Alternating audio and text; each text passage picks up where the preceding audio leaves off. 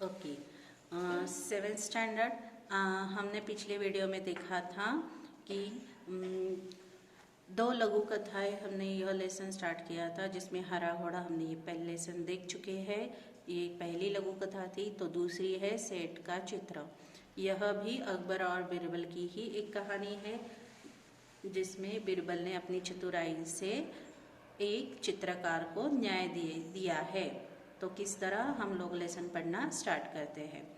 बहुत पहले की बात है, एक सेठ था। वो बहुत ही कंजूस था। एक नगर में एक सेठ रहता था। वो बहुत अमीर था, लेकिन वो बहुत कंजूस था। एक दमड़ी भी वो खर्च करना नहीं चाहता था। एक दमड़ी खर्च करते समय उसके प्राण निकल जाते थे। वह काम करने के बाद लोगों को पैसे देने में बहुत परेशान करता था। तो एक बार क्या हुआ, वह एक चित्रकार से चित्र बनाना चाहता था। इसीलिए उसने एक चित्रकार को बुलाया।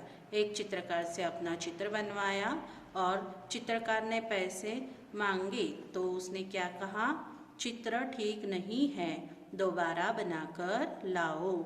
चित्रकार ने कई बार चित्र बनाए, लेकिन वह कंजूस सेठ जो था, हर बार कह देता था कि चित्र ठीक से नहीं बना है। तो हर बार यह बात सुनकर वो चित्रकार बहुत क्रोधित हो गया और उसने सेठ से सभी चित्रों के पैसे मांगने के लिए शुरू कर दिए। तकादा करना मतलब वो पीछे पड़ गया कि सभी चित्रों के पैसे मुझे दे दो। तो धूर्त सेठ बोला, कैसे पैसे? जब मेरा चित्र ठीक से बना ही नहीं तो मैं पैसे किस बात के दूं? अभी ये देखिए, चित्रकार तो बहुत परेशान हो गया। बेचारा चित्रकार अपने घर लौट आया। परेशानी का कारण पूछने पर उसने अपनी पत्नी को सारी बात बताई। उसने अपनी परेशानी घर में आकर अपनी पत्नी को बताई। तो चित्रकार की पत्नी जो थी वो बहुत ही बुद्धिमान थी। उसने क्या कहा, आप दरबार में जाकर न्याय के लिए फरियाद कीजिए। उसने ये सलाह दी चित्रकार को कि आप जाइए और दरबार में जाकर, बादशाह अकबर के दरबार में जाकर न्याय के लिए फरियाद कीजिए। चित्रकार बहुत उदास हो गया था, दुखी था। वो उदास होना मतलब दुखी होना। वह मुंह लटका कर बैठा था। बोला, सेठ बड़ा आदमी है, लोग उसी की बात को सच मानेंगे। भला मुझ जैसे गरीब का साथ कौन देगा? चित्रकार की पत्नी बोली, सबके बारे में ऐसा नहीं कह सकते। बादशाह अकबर तो बहुत दयालु है। वे भले ही पढ़े लिखे नहीं हैं, परंतु बड़े बुद्धिमान हैं। उनकी सहायता के लिए दरबार में 9 रत्न हैं। आप वहाँ जाइए, आपको न्याय ज़रूर मिलेगा। तो पत्नी ने बहुत उन पर जोर डाला, अपने पति पर, चित्रकार के पर, कि आप जाओ और न्याय के लिए फरियाद करो।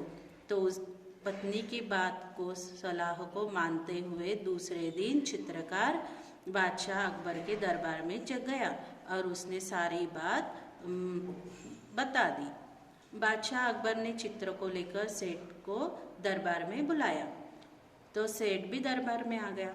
बादशाह ने सभी चित्रों को गौर से देखा और फिर सेठ से पूछा, अरे इन चित्रों में क्या कमी है? ये किसने पूछा? बादशाह अकबर ने सेठ से पूछा। तो सेठ ने जवाब क्या दिया, हुजूर, इनमें एक भी चित्र हूबहू मेरे चेहरे जैसा नहीं है। हूबहू मतलब जैसे के वैसा।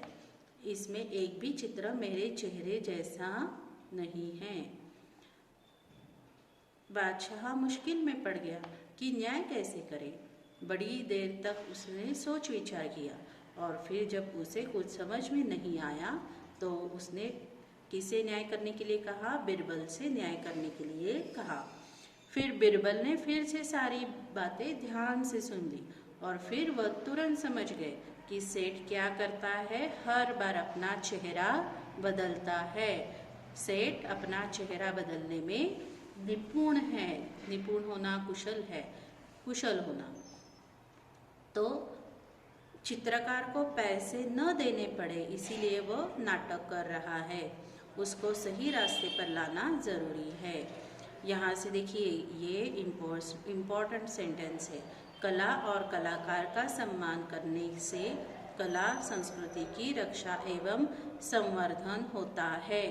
कला में निपुण कलाकारों की इज्जत जहाँ होती है वह देश विश्व में विख्यात होता है।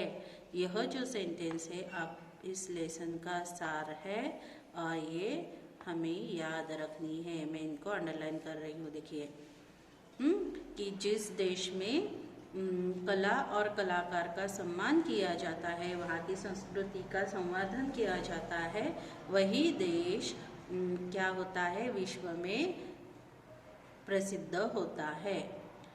इसीलिए बीरबल ने चित्रकार से कहा। तो यहाँ पे हम लोग रोक रहे हैं, आखिर हम नेक्स्ट वीडियो में